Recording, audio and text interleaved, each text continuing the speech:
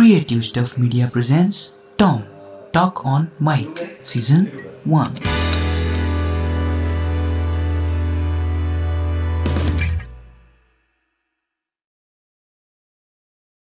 तो आज हम लोग मेंटल हेल्थ के बारे में जानने वाले हैं और उसी के लिए हमारे साथ है डॉक्टर अदिति जो एक साइकेट्रिस्ट है। तो स्वागत है आपका हमारे इस पॉडकास्ट शो पर जिसका नाम है टॉम यानी talk on mic. Thank you. Podcast शुरू करने से पहले मैं आपको बताना चाहता हूँ कि हम लोग इस पॉडकास्ट के एंड में गेम खेलेंगे जिसका नाम है मिथ एंड फैक्ट। मैं आपको कुछ क्वेश्चंस पूछूंगा, आपको बताना कि वो पर्टिकुलर चीज़ मिथ है या फैक्ट है, और अगर उस पर कुछ आपको बताना है तो वो भी आप बता सकते हो। तो मेरा फर्स्ट क्वेश्चन ये है कि इस भागा दौड़ी के ज़िंदगी में ऐसे कौन से कॉमन प्रॉब्लम्स है जो पेशेंट आपके पास लेके आते हैं? बहुत सारे actually, starting from school age. तो जो स्कूल में बच्चे होते हैं उनको एग्जाम रिलेटेड या बुलिंग रिलेटेड प्रॉब्लम्स होते हैं। देन फिर मिडिल एज में हो गया तो college related relationship related issues होते हैं। देन फिर जो वर्किंग प्रोफेशनल्स है वो work life stress, marital problems लेके आते हैं। And then sometimes old age में जो प्रॉब्लम्स होते हैं स्पेशली रिलेटेड टू कि जो फैमिली मेम्बर्स मतलब यंगर उनके बच्चे होते हैं वो थोड़े डिस्टेंट हो जाते हैं, दूर रहने लगते हैं, तो loneliness plus end of life जो एक्सपीरियंस होता है उसके रिलेटेड जो स्ट्रेस होता है। So I think from childhood to old age problems तो है ही। कोई भी एज के लोग आते हैं प्रॉब्लम्स लेके। तो बेसिकली कॉमन प्रॉब्लम क्या है कि स्ट्रेस या फिर ऐसे कोई डिप्रेशन? अगर एक जनरल टर्म देना हो तो स्ट्रेस बोल सकते हैं कि हर किसी के लाइफ में किसी ना किसी बात का तो स्ट्रेस है ही। That's a general term. अच्छा, तो ये जो मैंने आपका एक इंस्टा पे वीडियो देखा था तो आपने उसमें एक मूवी के बारे में बताया था। तो क्या मेंटल हेल्थ पे मूवी का कोई असर होता है? मूवी का एज इन मतलब हम उस मूवीज का हमारे लाइफ में ही बहुत ज़्यादा असर इन्फ्लुएंस होता है। हाँ, बॉलीवुड मूवीज़ या कोई भी प्रकार की मूवीज़, तो वो मूवीज़ में किस तरह से ये चीज़ें दिखाई जाती है, किस तरह से मेंटल हेल्थ या मेंटल हेल्थ के बारे में बात होती है, तो वो हमें इन्फ्लुएंस करता है। मूवीज़ की वजह से हमारी मेंटल हेल्थ ख़राब होगी ऐसा नहीं बोल सकते, but the way we perceive is, जैसे पहले के पिक्चरों में मेंटल हेल्थ को बहुत ही एक फ़नी तरीके से दिखाया जाता था, या बहुत ही मिसकंसेप्शंस स्पेशली अबाउट कुछ ट्रीटमेंट्स, या फिर ECT जो एक ट्रीटमेंट होता था उसके बारे में बहुत ही गलत तरीके से उसमें दिखाया जाता था। तो उसकी वजह से काफ़ी मिथ्स प्रोपोगेट होते हैं लोगों में, और ज़्यादा ही गलत फहमियाँ बढ़ती जाती है। या अगर मेंटल हेल्थ के बारे में कोई मजाक हो रहा है, डिप्रेशन या एंग्जाइटी के बारे में, तो उसी चीज़ वही जो है फिर लोग उसको रेप्लिकेट करते हैं, because that is how movies influence us and personalities and even relationships को लेके। जैसे मूवीज़ में जो दिखाया जाता है कि जिस तरह से बॉडी शेमिंग, फैट शेमिंग या कोई भी चीज़ है, या लड़कियों को लेके जिस तरह से बिहेवियर होता है या अदरवाइज भी, तो वो बिहेवियर हम रेप्लिकेट करते हैं, वो इवेंचुअली जाके फिर रिलेशनशिप्स को एंड स्ट्रेस को बढ़ा सकता है। लाइक रिलेशनशिप्स में इन्फ्लुएंस कर सकता है एंड स्ट्रेस भी बढ़ा सकता है। अच्छा, तो ये इन्फ्लुएंस होने का जो मतलब टॉपिक निकला है कि रिलेशनशिप, तो आपके पॉइंट ऑफ व्यू से एज अ साइकेट्रिस्ट ये जो अभी बहुत हो रहा है कि एक्स्ट्रा मैरिटल अफेयर्स मतलब वाइफ हस्बैंड पे चीट करना या हस्बैंड वाइफ पे चीट करना या डिवोर्स, अभी पहले भी होते थे लेकिन अभी तो बहुत ऐसा ट्रेंडिंग ही चल रहा है, तो ये क्यों हो रहा है आपके हिसाब से? I feel divorce like you said पहले भी होते थे एंड अभी आई थिंक एक्सेप्टेंस बढ़ गया है लोगों का कि अगर नहीं वर्क कर रहा है मैरिज तो लेट्स पार्ट वेज। वो एक भी रीज़न है। ऐसा नहीं कि पहले के मैरिजेस बहुत वर्क करते थे। आई सी नाउ ऑल्सो कि a lot of people in their 50s to 60s के एज में were in very bad marriages, and वो बस इसीलिए कंटिन्यू किया क्योंकि अलग कैसे हो जाए, फैमिली का प्रेशर, बच्चे हो गए तो सेपरेट नहीं हुए। एंड आजकल की जनरेशन में या फिर अभी जो 30s में है, दे रियलाइज अर्ली ऑन कि यार इसके साथ फिर पूरा लाइफ ऐसा नहीं रह सकते। इट्स ओके कि अगर सेपरेट हो गए तो विल बी हैप्पी, और दोनों कमा रहे तो वो भी एक रीजन है। I think the fact that women have become more independent makes them more self sufficient कि अलग भी हो सकते हैं। मोस्ट ऑफ द फैक्टर्स की पहले नहीं डिवोर्स लेते थे कि अकेले कैसे संभालेंगे बच्चों के तरफ ज़्यादा एक रिस्पॉन्सिबिलिटी वुमेन को लगती है कि अगर मैं डिवोर्स ले लिया मैंने तो बच्चों का क्या होगा, मैं तो नहीं संभाल पाऊंगी, आई am not earning, so and ये हस्बैंड मुझे पैसा नहीं देगा, ऐसे भी बहुत बार होता है। So I think that is one of the reason कि एक वो एक्सेप्टेंस बढ़ गया है। एंड दूसरा रिलेशनशिप्स का वी कांट रियली से कि अभी people have become more understanding about their boundaries also कि हाँ मुझे ये चलेगा ये नहीं चलेगा। ऑल्दो उसके बारे में बहुत स्ट्रिक्ट नहीं होना चाहिए। बहुत स्ट्रिक्ट मतलब कि ऐसा नहीं कि ये नहीं तो नहीं, बट बिकम मोर थोड़ा तो अवेयर समझना कि चाहिए, हाँ कि हाँ मुझे मेरे लिए क्या सही है क्या सही नहीं है, कौन सा पार्टनर मुझे ऐसा लग रहा है कि शायद ये मेरे लिए टॉक्सिक है, जो आजकल बोलते हैं कि हाँ toxic relationship toxic partner identify करना ज़रूरी है। शायद एक पर्सन आपके लिए टॉक्सिक है पर किसी और के लिए शायद ना हो, तो डेफिनेटली आपके लिए कौन से चीज़ें मैटर करती है और सिमिलरली दूसरे पर्सन के लिए क्या मैटर करता है। तो आई थिंक वो एक्सेप्टेंस बढ़ गया है। तो आप मतलब आपके पास जैसे बहुत से पेशेंट आते हैं, तो आपको भी स्ट्रेस डिप्रेशन ये आता हो, तो आप उनसे कैसे डील करते हो? ऐसी आई बहुत लोग ऐसा मुझे पूछते हैं कि आपका काम ही ऐसा है कि सबका सिर्फ प्रॉब्लम सुनते हो आप, दिन भर सब अपनी दुख की बातें बताते रहते हैं। तो definitely it affects us. Like ऐसा नहीं है कि मतलब आपके माइंड में भी दूसरा कुछ चल रहा है आपके घर का, तो लाइक दैट। हाँ मतलब वो तो है definitely. I have my personal life, तो ये तो मेरे लाइफ का पार्ट है सिर्फ। एंड मेरे घर में जो चल रहा है वो भी कहीं ना कहीं कभी कभी मेरे दिमाग में चलता है, बट वो जो एक थेरेपी स्पेस या जो वर्क प्लेस होता है उसमें वो डिमार्केशन डालना, उसके लिए हमें वैसा सिखाया जाता है कि that differentiation you have to keep, कि जब आप वर्क प्लेस में हो so try not to bring in your biases, मतलब मेरे मन में जो बायस होगा या वो होगा वो लाने का कोशिश मत करो। Try to be neutral, non judgemental, वो सब चीज़ें हैं। एंड हाँ दूसरा जो बोलता है उनकी चीज़ें जब हमें अफेक्ट करती हैं उससे भी हम डील करने के हमारे तरीके होते हैं। एंड मेरी लाइफ में मुझे अगर कुछ स्ट्रेस से रिलेटेड प्रॉब्लम हो रहा है then I go to my therapist. I have my different therapist, तो उसके पास मैं जाके मेरे बारे में बात करती हूँ अगर मुझे कुछ भी बात करना है। या definitely I can't be my own therapist. मैं खुद का थेरेपी नहीं कर सकती। I mean I know basics, तो मैं वो थोड़े टेक्निक्स यूज़ कर सकती हूँ, बट खुद के बारे में हमारा एक अलग थिंकिंग होता है, राइट। हमारे अंदर भी हमारे बारे में जैसे नेगेटिव थिंकिंग बोलते हैं, सेल्फ डाउट बोलते हैं, तो मेरे बारे में मेरे अंदर भी कुछ नेगेटिव थॉट्स है, तो मैं खुद ही उसको करेक्ट करने जाऊंगी तो समटाइम्स इट डजंट हैपन। तो इसलिए उसके लिए I go to another person who helps me understand my thought processes and deal with my own stress and my life. तो आपने जैसे बोला कि आप अपने थेरेपिस्ट के पास जाते हो, तो वैसे आपके पास आपके पेशेंट कोई डॉक्टर्स आपके पास आते हैं या उनको पता है कि ये तो मेडिसिन ये लोग देने वाले, तो हम खुद ही ले नहीं, दैट्स नॉट एडवाइज्ड ऑल्सो कि आप खुद ही मेडिकेट करो अपने आप को। तो नहीं, definitely doctors also come to me, other professional doctors come to me, या फिर कभी कॉलीग्स भी ऐसा हो सकता है कि they can come to me, because जैसे मैंने बोला हम खुद को डायग्नोज या खुद को ट्रीट नहीं कर सकते, बिकॉज हमारे खुद के अलग अंडरस्टैंडिंग्स होते हैं खुद के बारे में। कोई थर्ड पर्सन दूसरा इंसान जब देखेगा वो बेटर समझ पाएगा, सो दैट्स नॉट एडवाइज्ड। अच्छा, तो जैसे फिल्म्स में दिखाते हैं कि एक आपके जैसे एक डॉक्टर सामने बैठा है और उसके सामने उसका पेशेंट है और सब साइलेंट में चल रहा है, थोड़ी देर बात नहीं कर रहे, तो आपके साथ भी ऐसा कुछ हुआ है? ऐसा होता है कि थोड़ी देर साइलेंट पॉजेस? हाँ, साइलेंट पॉज, बहुत लंबा ऐसा पॉज हो गया। और बहुत लंबा नहीं बोलूँगी मैं, बट कभी कभी ऐसा होता है pauses. There can be multiple reasons क्यों। तो कभी कभी ऐसा होता है कि हम कुछ एक सवाल पूछते हैं जिसके ऊपर हमें चाहिए कि दैट पर्सन शुड थिंक कि इसका जवाब मैं क्या सोचूं, अच्छा जवाब चाहिए। या फिर कभी कभी पेशेंट्स कुछ ऐसी चीज़ें बोल देते हैं, हम थोड़ा एक पॉज लेते हैं सोचने के लिए कि किसका क्या रिस्पॉन्स दिया जाए। सो हाँ, माई समटाइम्स पॉजेज होते हैं but not like very long. ऐसा नहीं। तो लोग ओपन हो रहे हैं इसके बारे में, स्ट्रेस और डिप्रेशन के बारे में? यस, हो रहा है definitely. I think specially younger generation, अभी जो जेन जी जनरेशन बोलते हैं, they are very open about it and they even open कि हाँ मतलब ज़रूरी नहीं कि मुझे डिप्रेशन या एंग्जाइटी है, उसके पहले ही काफ़ी मतलब at a very normal day to day stress को कैसे हैंडल कर सकते हैं उसके लिए भी दे कम फॉर थेरेपी या फिर दे कम फॉर कंसल्टेशन। सो काफ़ी ओपननेस है अभी।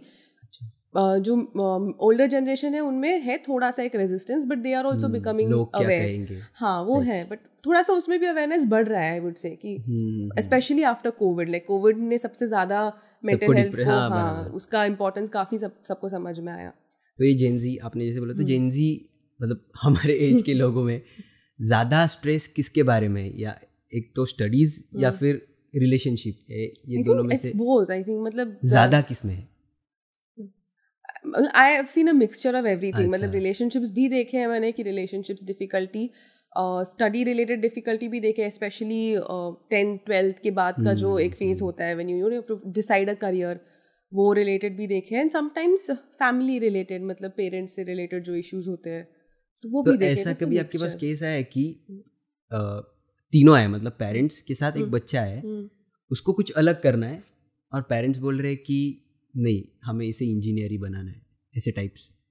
तो बहुत बार होता है। वैसे कैसे उसके साथ डील करते हो? मतलब सी इन दैट अभी जैसे पेरेंट्स कई बार ऐसे लेके आते हैं कि इसको आप समझाओ कि ये बराबर है या ये गलत है, so we have to see from both sides कि मतलब बच्चा एक्चुअली क्या चाहता है, सच में वो चाहता है या नहीं, क्यों ये कॉन्फ्लिक्ट हो रहा है, क्यों ये प्रॉब्लम हो रहा है। तो ऐसा नहीं कि हम किसी एक इंसान के लिए चॉइस नहीं कर सकते कि हाँ तुझे ये इंजीनियरिंग बनना चाहिए, इंजीनियर बनना चाहिए।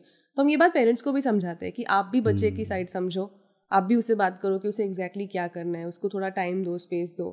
तो कभी बहुत ही ज़्यादा एक स्ट्रिक्ट अगर मतलब एक थॉट प्रोसेस होगा पेरेंट का कि नहीं यही करेगा तो ही उसको सक्सेस मिलेगा, तो कई बार फिर हमें उन्हें समझाना पड़ता है, पेरेंट्स को काउंसिल करना पड़ता है कि ऐसा नहीं है, आप भी अपने आप को अवेयर करो कि आपके बच्चे का स्ट्रेंथ क्या है, फील्ड है करके अगर उसका स्ट्रेंथ ही नहीं है कि वो कर पाएगा इंजीनियरिंग, तो वहाँ पे जाके वो अनहैप्पी रहेगा। हाँ, तो उसका स्ट्रेंथ देखो, अगर उसका कोई क्रिएटिव स्ट्रेंथ है तो उसके ऊपर आप ध्यान दो। मैंने भी ऐसे लोग देखे, मतलब मेरे कॉलेज में तो वो इंजीनियरिंग करके फिर उनको जो पसंद है वो अपनी हॉबीज को एज अ करियर बना रहे। हाँ, तो वो तो बोलते क्यों किया ऐसा, क्योंकि इतने साल तो वेस्ट हो गए ना। तो बोलते नहीं, घर से प्रेशर था, अभी घर वालों को कौन बताएगा करके। आई थिंक ये अभी मतलब आई वुड से इन अभी जो एक 20s to 30s के एज में उनमें भी ये दिखता है, 20s to 30s जो बहुत यंग है, आई वुड से उनके पेरेंट्स तो अभी मुझे लगता है कि थोड़े ओपन है। हाँ, so people who have completed engineering and that age group, उसमें ऐसा है कि शायद पेरेंट्स ने तभी फोर्स किया इसलिए कर लिया। बट या आई टेल द पेरेंट्स कि you are working in the same team. ऐसा नहीं है कि आप और आपके बच्चे अगेंस्ट हो एक दूसरे के, दोनों को एक ही चीज चाहिए। बच्चे को भी चाहिए कि मैं अच्छा करियर बनाऊं, खुश रहूं, एंड पेरेंट्स को भी वही चाहिए, हाँ, कि मेरा बच्चा सक्सेसफुल हो, खुश हो। तो दोनों का गोल एक ही है, तो उसमें झगड़ना क्यों है।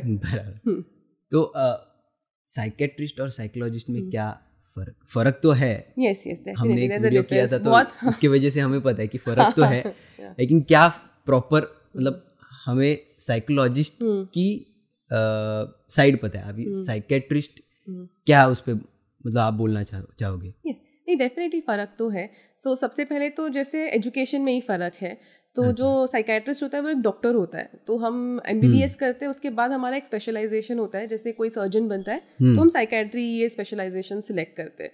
तो हम डॉक्टर्स MBBS करने के बाद हम साइकेट्रिस्ट बनते हैं। जो साइकोलॉजिस्ट होते हैं उनका ट्रेनिंग अलग तरीके से होता है, या तो फिर BA MA या फिर BSc MSc उस फील्ड से वो स्टडी करते हैं and then they become psychologist. उसमें फिर 2 टाइप्स होते हैं, counselling psychologist and clinical psychologist. So ये जो होते हैं psychologist, they deal with counselling psychologist, specially talk therapy जिसको बोलते हैं, कि बातें करेंगे और स्ट्रेस से कैसे डील करना है वो चीज़ों में हेल्प करेंगे। डे टू डे जो स्ट्रेस होता है उसमें हेल्प करते हैं। क्लिनिकल साइकोलॉजिस्ट थोड़े क्लिनिकल कंडीशंस में हेल्प करते हैं, जैसे मेजर डिप्रेशन हो गया, एंग्जाइटी डिसऑर्डर हो गया, बाइपोलर डिसऑर्डर हो गया, उसमें थेरेपी का हेल्प करते हैं कि कौन सी थेरेपी आप यूज़ कर सकते हो, similar to talk therapy but थोड़ी एडवांस्ड होती है। एंड जो साइकाइट्रिस्ट होता है वो इसमें मेडिसिन का एक एड ऑन हेल्प कर सकता है, बिकॉज जो मेंटल हेल्थ डिसीजेज होती है, it's like a disease, it's like a disorder only. कि जैसे कोई किसी को डायबिटीज़ है तो उसको हमें दवाई दे के ठीक करना पड़ता है, प्लस हम उसे बोलते हैं कि आप एक फिटनेस ट्रेनर के पास जाओ एंड एक्सरसाइज भी करो। तो सिमिलरली जैसे वो डॉक्टर के पास जाते हैं तो वो साइकेट्रिस्ट के पास जाके उसकी जो क्लिनिकल कंडीशन है उसके लिए दवाई ले सकता है, एंड साइकोलॉजिस्ट के पास जाके उसके लिए थेरेपी ले सकता है। कोई साइकेट्रिस्ट है जो खुद भी थेरेपी करते हैं, उसके लिए उनको अलग से ट्रेनिंग यूजुअली लेते हैं वो। तो हमारे कोर्स में इतना थेरेपी नहीं सिखाया जाता, ज़्यादा मेडिसिन के बारे में सिखाया जाता है। एंड उसके बाद अगर किसी को इच्छा रहेगी तो then they do therapy, but mostly we work as a team, like psychiatrist and psychologist we work as a team वैसे। तो आपका अगर क्लिनिक है तो आपको क्लिनिक भी वैसे ही माहौल उसका बनाना पड़ता होगा ना, कि सिर्फ 1-2 कलर देख के तो नहीं होगा, सिर्फ वाइट रख के तो नहीं होगा, कुछ सब फर्निशिंग या सब डिजाइनिंग वगैरह पे भी ध्यान देना रहता है। एक्चुअली आई मीन अगर आप ट्रेडिशनल लाइक जैसे ट्रेडिशनल डॉक्टर्स मतलब जो पहले के डॉक्टर्स आप देखोगे तो इट रियली डिपेंड्स कि अभी पहले के जैसे डॉक्टर्स के क्लिनिक होते वैसे ही होते थे, but nowadays people are focusing you know कि it should be little sensitive towards like this, you know mental health clinic should be like that, कि थोड़ा सा एक कामिंग होना चाहिए। Like if you come and see my clinic, so I have really made sure कि you know it should be a place कि आते ही घुसते ही अंदर अच्छा लगना चाहिए, आधा स्ट्रेस बाहर रख के आए। And I have actually got that feedback, you know यहाँ पे आके ही अच्छा लगता है, the colours you have used, the wallpapers you have used, हाँ एकदम पॉजिटिव फीलिंग आती है, काम लगता है। And like I have put quotes somewhere या फिर कुछ ऐसी जिस चीज़ें लिखी हुई है। So that is something that nowadays people are focusing on. It's actually important because अंदर आके एक वाइब मिलना चाहिए, जैसे बोलते हैं कि अच्छा एक वाइब होना चाहिए। तो अभी मतलब जो देख रहे ऑडियंस जिसको साइकेट्री में आगे करियर करना है, तो आप उन्हें क्या बताना चाहोगे कि जिससे वो इस फील्ड में सक्सेसफुल हो? सक्सेसफुल हो सक्सेसफुल या फिर जो अभी पढ़ाई कर रहे हैं, तो फिर ऐसी गलती ना करो जिससे कि आगे प्रॉब्लम हो सकता है, ऐसा कुछ टिप्स बेसिकली? या डेफिनेटली ना, सबसे पहली चीज़ तो हमें एज अ, जैसे हम साइकाइट्री में एंटर करते हैं तो हमें जो सिखाई जाती है कि have empathy as in not just sympathy कि हाँ किसी के लिए आपको बुरा लग रहा है. Having empathy is the most important thing कि आप you put your self in the other person shoe and उसकी तरफ से सोच के देखो, दोनों साइड से सोच देखना चाहिए. So that building that capacity of empathy, that is very very important जो हमें सिखाया जाता है. And secondly, if you feel कि आप इसी चीज़ से स्ट्रगल कर रहे हो, then for yourself you take help earlier. ऐसा नहीं है कि अगर आपको कोई प्रॉब्लम है तो आप बन नहीं सकते हो साइकेट्रिस्ट, डेफिनेटली बन सकते हैं, but deal with your concern separately so that when you are dealing with patients and all of that वो आपको अफेक्ट ना करे. आपको अफेक्ट करेगा तो इवेंचुअली वो आपके काम को अफेक्ट करेगा. So have that awareness for you also कि हाँ अगर मेरे प्रॉब्लम्स मैं अलग से डील करूँगी, बाउंड्री बना के, हाँ, एंड देन डेफिनेटली गलती तो ऐसे कुछ नहीं है. मतलब have an idea early on कि आपको साइकोलॉजी करना है या साइकेट्री करना है, because both paths are different.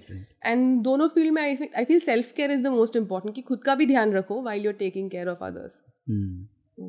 तो ये अभी साइकेट्री और साइकोलॉजी अभी कोरोना के बाद ज़्यादा लोग कर रहे हैं, ऐसे तो लग रहा है, पता नहीं पहले भी करते थे लेकिन अभी ज़्यादा एक वो, हाँ, जैसे मैंने बोला अवेयरनेस भी बढ़ गया है, तो एक इंटरेस्ट एंड इंक्लिनेशन भी बढ़ गया है टुवर्ड्स साइकोलॉजी. साइकेट्री के तो सीट्स पहले काफ़ी कम थे, अभी धीरे धीरे थोड़े बढ़ रहे हैं. तो इस फील्ड के कुछ एडवांटेजेस और advantages and disadvantages. So disadvantages, I'll start first. तो उसमें I feel one would be this thing कि constantly talking to people about they will only bring their problems to you. तो अब constantly एक वो space में हो कि people are only bringing your problems and वो ही आपको सुनना है.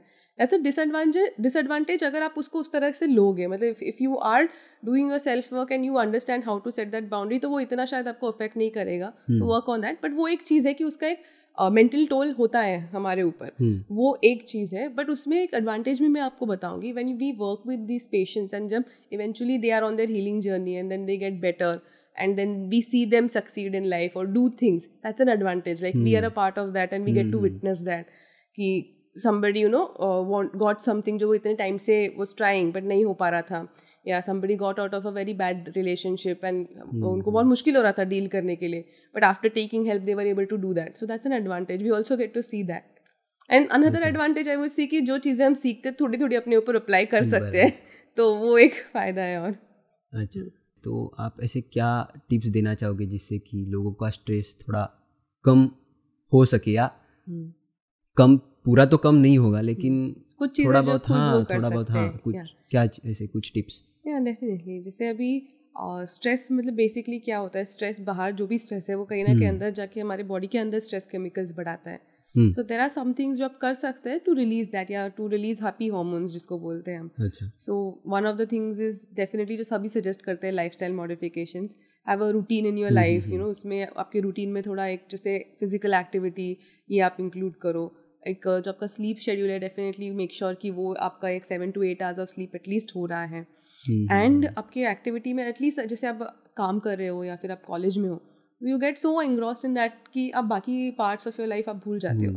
सो spend time with your family, spend time with your friends, do things जो आपको पसंद है. अगर आपकी कोई हॉबीज़ है, विथ एज लोग छोड़ देते हैं, हाँ. तो वो भी एक रेगुलरली हफ्ते में एक बार एटलीस्ट ट्राई टू डू. अगर आपको डांसिंग पसंद है, कोई डांसिंग क्लास चले जाओ. अगर आपको आर्ट पसंद है तो हफ्ते में एक बार एटलीस्ट पेंट, रीड, राइट, ये सारी चीज़ें this will help give that boost of happiness. In between कभी कभी आपको करते रहना चाहिए. Another thing which you can try to learn is meditation. अगर खुद से नहीं हो रहा, आई नो बहुत बार लोग यही छोड़ देते कि हो ही नहीं पाता, नहीं हो पाता. आई नो नहीं हो पाएगा, वो आदत नहीं है. When you started learning जैसे साइकिलिंग, आप पहले दिन से नहीं चला पाए ना, you took time. So it's like that. It's a skill which you have to learn. तो आप 5 मिनट से चालू करो, 10 मिनट से चालू करो. गाइडेड मेडिटेशंस होते हैं, काफ़ी यूट्यूब चैनल्स है जो गाइडेड रिकॉर्डेड मेडिटेशंस होते हैं, वो अवेलेबल है. Use that, learn the art of meditation, learn the art of journaling, अपने थॉट्स को लिख के निकालना. कई बार हमारा ओवर थिंकिंग में ही इतना टाइम एंड एनर्जी चला जाता है, उसको बस लिख के निकाल दोगे आप तो बहुत बार वो प्रॉब्लम सॉल्व हो जाती है. लिखते लिखते ही हमारे अंदर एक वो we can think about a solution, तो वो भी बहुत बार होता है। एंड ये सब आप कर रहे हो और कभी आपको लग रहा है कि ये सब करने के बाद भी नहीं हेल्प हो रहा है, तो it's okay, talk to a professional. कि आसपास कोई है तो आप कोई ढूंढो, साइकोलॉजिस्ट या किसी साइकेट्रिस्ट से बात करो। अगर आपको ऐसा लग रहा है कि नहीं मिल पा रहा है तो ऑनलाइन भी बहुत अवेलेबल है। तो अच्छा, साइकेट्रिस्ट ऑनलाइन कंसल्ट करते हैं, ऑनलाइन प्रैक्टिस कर सकते हैं। So that's the beauty of this field कि वी कैन प्रैक्टिस ऑनलाइन। तो आप ऑनलाइन किसी से बात करो, reach out to them, do you provide online consultations, या and talk to people about your, if you are struggling तो वो किसी से बात करो, वेंट करो, बात करो कि मुझे क्या प्रॉब्लम हो रही है। एंड इफ अगर you're on the other side कि कोई आपको आके बता रहा है कि मुझे ना ये प्रॉब्लम हो रही है, मेंटल हेल्थ से रिलेटेड, स्ट्रेस हो रहा है, ये हो रहा है, तो उसका मजाक मत बनाओ या फिर उसको ऐसा ये मत करो कि अरे आपके साथ वो शेयर नहीं करेगा। हाँ, एंड वो किससे बात करेगा? I mean he is trying to open up and उसको आप बोल रहे हो कि नहीं ये क्या तू बोल रहा है, ओवर थिंक कर रहा है, यू नो, ज्यादा ही सोच रहा है, ऐसे नहीं। Try to be a little kind, little considerate, उसके इमोशंस को समझने का कोशिश करो उस तरह से। That is another thing.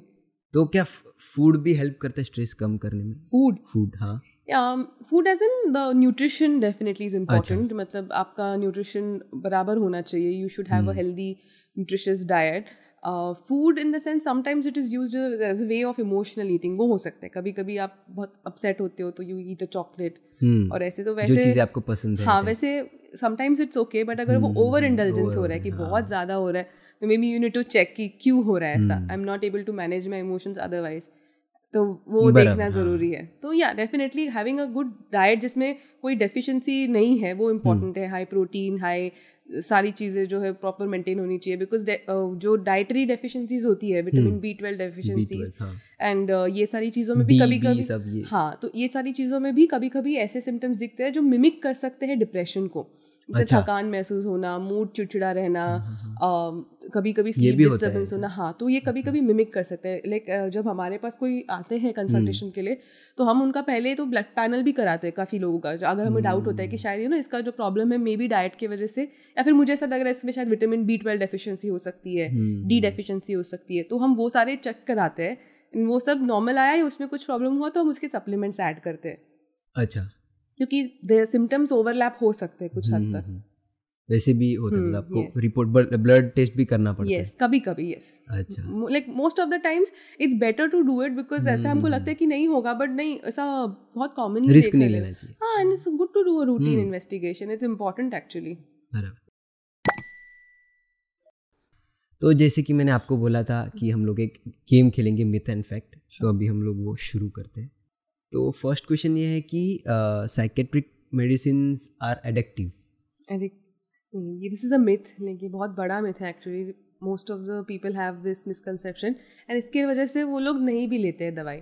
सो ऐसा नहीं है। There are multiple types of psychiatric medication. उसमें से एक ही क्लास ऐसा है जो थोड़े से हैबिट फॉर्मिंग है, स्पेशली जो नींद के लिए दिए जाते हैं, बेंजोडाइजेपिन जिसको बोलते हैं, बट वो भी हम कुछ ही टाइम के लिए देते हैं या फिर बराबर से चालू करके फिर उसको बंद कर देते हैं। जो बाकी एंटी डिप्रेसेंट्स है, ये सारी दवाइयाँ होती है, वो एडिक्टिव नहीं होती है बिल्कुल भी।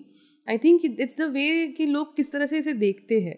मतलब अगर आप मुझे बोलोगे, जैसे मुझे थायराइड का दवाई चालू है, तो मुझे जब से वो चालू हुआ है तब से मैं रोज़ लेती हूँ। I have to take it daily and कभी वो बढ़ जाता है उसका डोज, कभी कम हो जाता है। अभी मुझे डॉक्टर ने बोला है मुझे वो लाइफ टाइम लेना है, I can't do without it, मुझे लेना ही पड़ेगा। सो पर मैं ऐसा नहीं बोलती ना कि मुझे एडिक्शन हो गया है थायराइड के दवाई का, मुझे रोज़ लेनी पड़ रही है।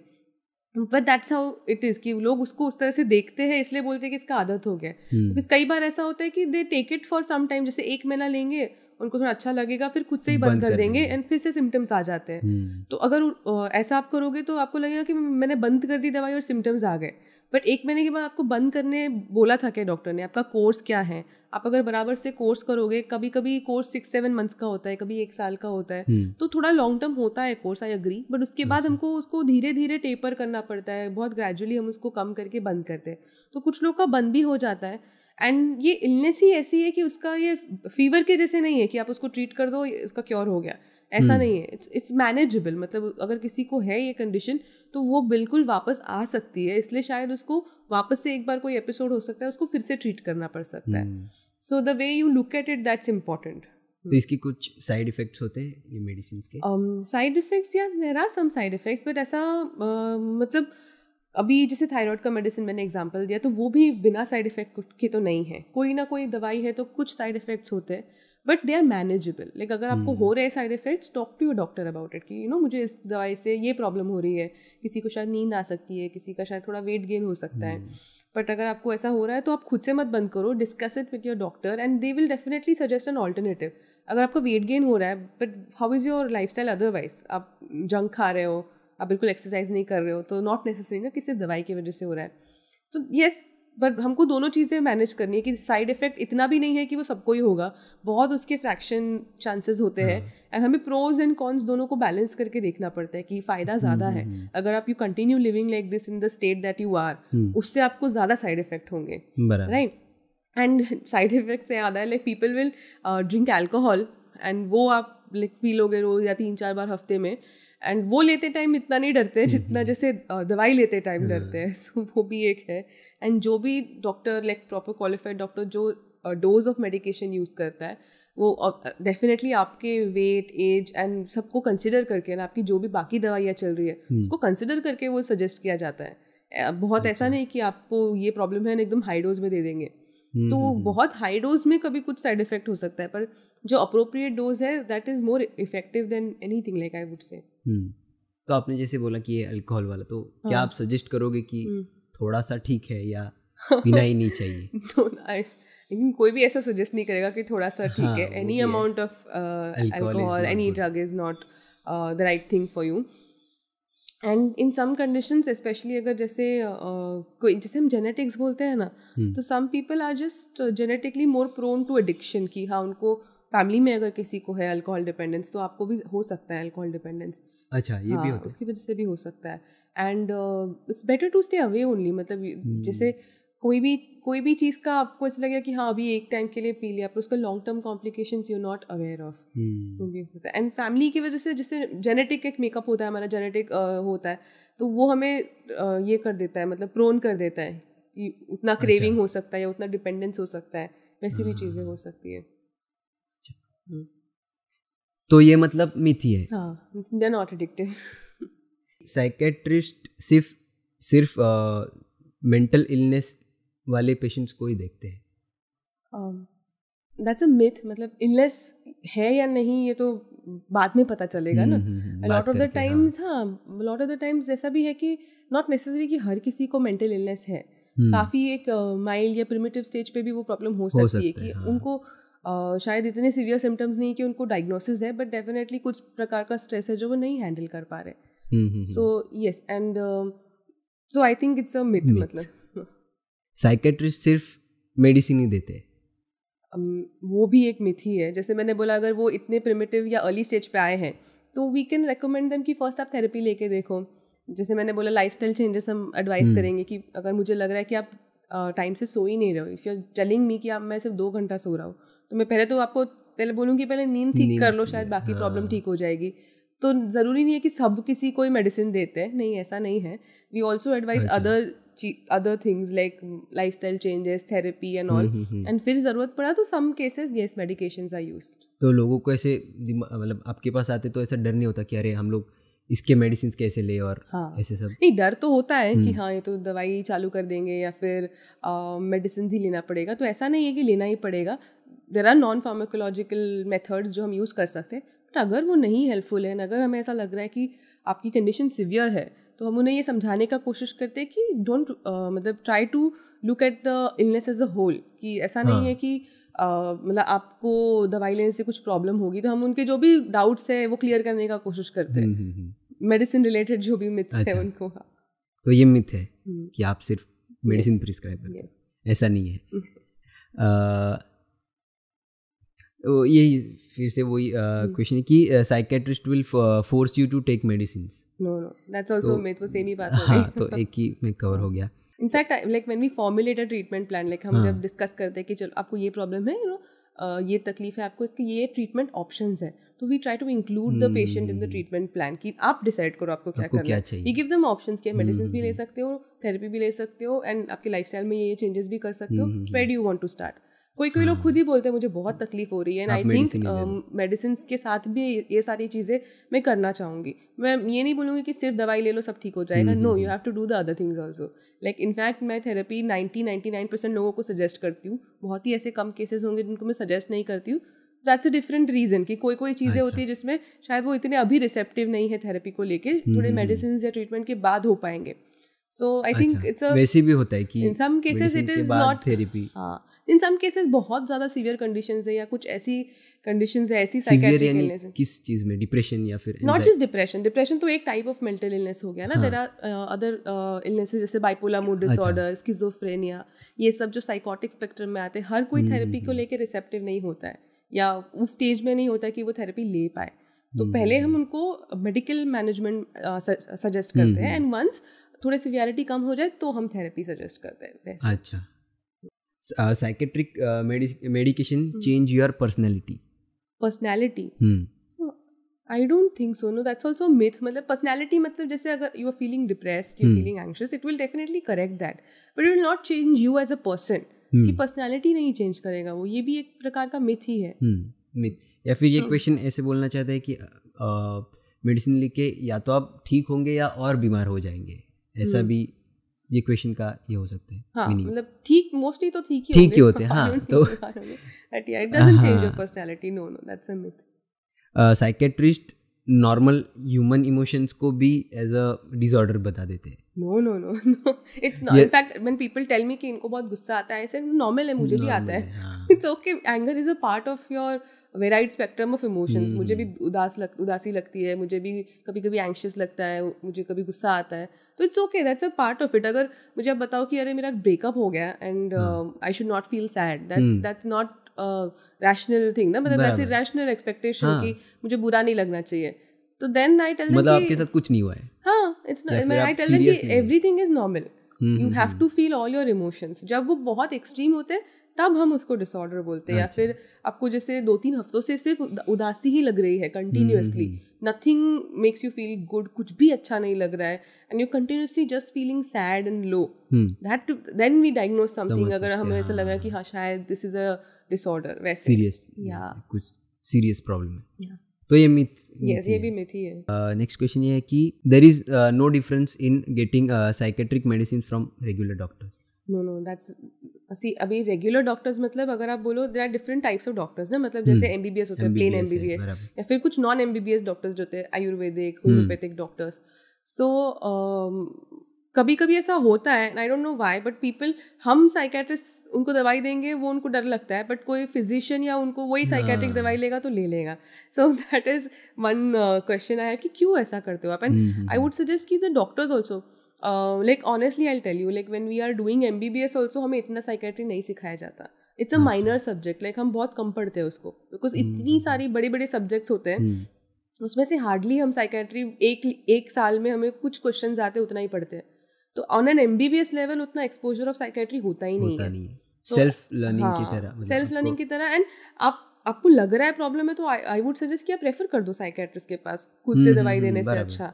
या फिर बेसिक लेवल पे, क्योंकि कभी कभी कैसा होता है ना, there are some medications which can be, जिससे कॉम्प्लिकेशंस हो सकते हैं. मतलब कोई ऐसी दवाई होती है कि जो डिप्रेशन के लिए आप दे दो, बट उसको बाइपोलर स्विच हो सकता है, मतलब उसको दूसरा बीमारी ट्रिगर हो सकता है उसके वजह से, जिसकी अंडरस्टैंडिंग हमें है बिकॉज हमने वो ट्रेनिंग किया है. तो इसलिए हम बोलते हैं कि बेसिक डॉक्टर से यू अवॉइड टेकिंग, या फिर आपको अगर ऐसा लगता है उनसे आप पूछ लो जो स्पेशलिटी है वो उसके पास जाओ, वही उसके पास ही जाना चाहिए. या बिकॉज देन ऐसा है कि आप फिर बोलोगे कि इस दवाई का मुझे प्रॉब्लम हो गया, आपने शायद बराबर दवाई ही नहीं लिया या बराबर कंसल्टेशन से ले लिया. तो ये मिथ है. Yes, psychiatrists are medical doctors who specialized in mental health. Yeah, you can say that. That's a fact. Specialize in mental health, psychiatry, and then mental health aspects related to say addiction या फिर sexual health. तो ये सारी चीजें भी उसमें आती है. अच्छा, तो ये फैक्ट है. या psychiatrist are experts in both mental and physical health. I'll say mental health and how mental health impacts physical health. So not like an expert. Physical health मतलब not like in fitness and all of that, but how the mental health will impact physical health, because it is connected. Like eventually जब आपका stress बहुत ज़्यादा हो जाएगा, you will start seeing physical signs of it, right? जैसे आपको headaches हो सकते हैं continuous, gastric issues हो सकते हैं, आपका overall immunity down हो सकता है, frequent infections हो सकते हैं आपको. अच्छा, इन्फेक्शंस भी होते हैं. यस, बिकॉज लाइक उसको साइको न्यूरो इम्यूनोलॉजी बोला जाता है. अच्छा, so जो ब्रेन पे. हाँ, so it's basically how you deal with problems, how your thought process affects your brain, and how that affects your immune system and how your immune system can go down because of constant stress, and then that makes you prone to infections and other illnesses, या eventually आगे जाके diabetes, hypertension ये भी हो सकता है. अच्छा, मतलब ये फैक्ट ही है. हाँ, yes. Psychiatrists treat a wide range of conditions including depression, bipolar disorders. Yes, that's also a fact. Eating disorder क्या है? Yeah, eating disorder also. So eating disorder के types होते हैं. जैसे one, the reason for it can be like, it can be a combination of reasons. So one of the thing is कि emotional trigger के वजह से वो stress की वजह से वो ट्रिगर हो सकता है. मतलब भूख नहीं लगी फिर भी वो खाते जा रहे हैं. हाँ, so there are 3 types of it. So one is anorexia nervosa, जिसमें देयर इज अ फीलिंग कि मतलब मेरा वजन बहुत बढ़ रहा है तो मैं खाना ही नहीं खाऊंगी. मतलब मुझे वो it's a body image issue कि मुझे ऐसा लगता है कि मैं लोग क्या बोलेंगे, मैं मोटी हूँ. And if you will see कि they starve themselves so much, like they are way below their normal weight जो होता है, बहुत कम होते हैं उससे. Like in fact they will become very skinny, muscle wasting हो जाता है उनको, बाल गिरने लग जाते हैं, लाइक ब्रिटल नेल्स हो जाते हैं, लाइक डेफिशिएंसीज हो जाते हैं. And they will just not eat because उनको वो डर है कि if I eat then I gain weight and then I because of that body image issue वो खाते ही नहीं है. तो वो एक प्रकार का वो हो जाता है. एंड जब भी खाते हैं तो उसको फिर वॉमिट कर देते हैं, मतलब they self induce vomiting. So that's a very severe condition. And then another one is, मतलब ये साइकोटिक ही हो गया ना कि खाने के बाद फिर they मतलब it's a neurotic condition. मतलब it's because of stress only. Like I said, it's a body image issue कि उनको खुद के बारे में वो इतने conscious होते हैं and not able to manage that emotion, that distress कि मुझे अगर distress हो रहा है मेरे weight बढ़ने से तो क्यों हो रहा है. And another form is bulimia nervosa, in that बहुत ज़्यादा ओवर ईटिंग हो जाता है, उसमें फिर वो वेट गेन हो जाता है. इमोशनल ईटिंग जो मैंने बोला, कभी कभी करना it's okay, but if it's like a thing जो बहुत फ्रीक्वेंटली बहुत ज़्यादा हो रहा है तो then it becomes an eating disorder, emotional eating and not able to control that hunger. So that can also happen. And हाँ, बहुत कम बार ये प्रेजेंट होता है, मतलब बहुत ही कम मैंने केसेस देखे, बिकॉज इतना पता नहीं होता है. आई थिंक ज़्यादा हेल्प नहीं लेते हैं लोग, या फिर लोगों को पता ही नहीं ये क्या है चीज़. लाइक एनोरेक्सिया के तो इतने सीवियर केसेस भी देखे हैं that we had to admit them and give them parenteral, मतलब आईवी लगा के उनको फीड देना पड़ता है. इतना उनको वेट लॉस हो गया उसकी वजह से. तो वैसे भी होता है. So yeah, we do see a wide range of conditions, although now people are more aware about depression and anxiety, but there is bipolar mood disorder. So depression, anxiety, eating disorder, ये ना neurotic spectrum उसको बोलते हैं हम. Neurotic मतलब we are having touch with reality. मुझे समझ में आ रहा है कि रियल क्या है, अनरियल क्या है, ये that is that range. And there is a psychotic spectrum of diseases. In that there is a touch with reality जो लॉस हो जाता है, मतलब जिसमें स्किज़ोफ्रेनिया, बाइपोलर मेनिया आता है. मीन स्किज़ोफ्रेनिया क्या होता है, मुझे ये नहीं समझ में आता कि सच क्या है एंड व्हाट इज़ अनरियल. मुझे ऐसा लगने लगता है, I become very paranoid that people are trying to harm me. इस तरह के थॉट्स आने लगते हैं कि that everybody is against me. कभी कभी हेलुसिनेशंस हो जाते हैं कि I can hear voices. So that becomes a psychotic spectrum of diseases. तो उसके बारे में इतनी बात नहीं होती, but that is also there which is also something we treat. Then there is de addiction, that is something that we help with. Any kind of drugs and उसके deaddiction में हम हेल्प करते हैं. And some sexual health concerns, अगर mental health is affecting your sexual health तो वो कुछ concerns होते हैं जिसमें हम हेल्प करते हैं. लेकिन ये इसके लिए लोग ओपन होते हैं sometimes. Yes, nowadays they look for sexologists, actually हमारे डिग्री में ही सेक्सोलॉजी सिखाया हमें जाता है. some people practice as sexologists also, तो वो depends. So people are opening up, although obviously उसमें भी एक स्टिग्मा है, but when they feel कि there is a concern, बहुत सारी मूवीज भी बनाए लेकिन उतना इम्पैक्ट नहीं हुआ है. yes true. And I think most of it, जैसे there is a stigma of taking help, there is also उसमें भी बहुत सारे misconceptions है. Like मतलब लोग ऐसा बोलेंगे कि उसके बारे में myths, जैसे आपने बोला, myths फैलाएंगे कि हाँ ये इतना टाइम होना चाहिए परफॉर्मेंस का, या फिर इतना फ्रीक्वेंटली होना चाहिए, जो भी चीज़ें हैं. हाँ, या फिर masturbation के बारे में myths फैलाएंगे. So there are a lot of misconceptions which is also something we have to fight. So it's a mixture of a lot of things. अलग है टॉपिक और बहुत बड़ा टॉपिक है. Yes, that's true. So yeah, we do see a varied conditions जैसे. तो ये fact है. Yes. तो इसी के साथ आज का ये पॉडकास्ट शो यहीं पे समाप्त होता है. तो अच्छा लगा आपके साथ बात कर. Thank you so much. तो ये एक हमारी तरफ से छोटा सा गिफ्ट आपके लिए. Thank you. और कैप भी हमने प्रिंट किया है. Thank you very much. तो ऐसे ही हमारे शो पर आते रहना और हमें ऐसे यस डेफिनेटली, थैंक यू बुलाने के लिए. It's very important what you are doing, कि इसकी वजह से और ज़्यादा इसके बारे में, हर कोई टॉपिक के बारे में अवेयरनेस स्प्रेड होगा. लोगों को एक प्रॉपर, जो भी प्रोफेशनल है उनसे उनकी बातें जानने को मिलेगी, जो भी अभी तक जो भी प्रोफेशनल्स आए हैं. So it's very good work that you all are doing. हमें भी थोड़ा बहुत नॉलेज मिलता है कि ये फील्ड में ये भी होता है करके. तो इसी वजह से हमने ये पॉडकास्ट शुरू किया है.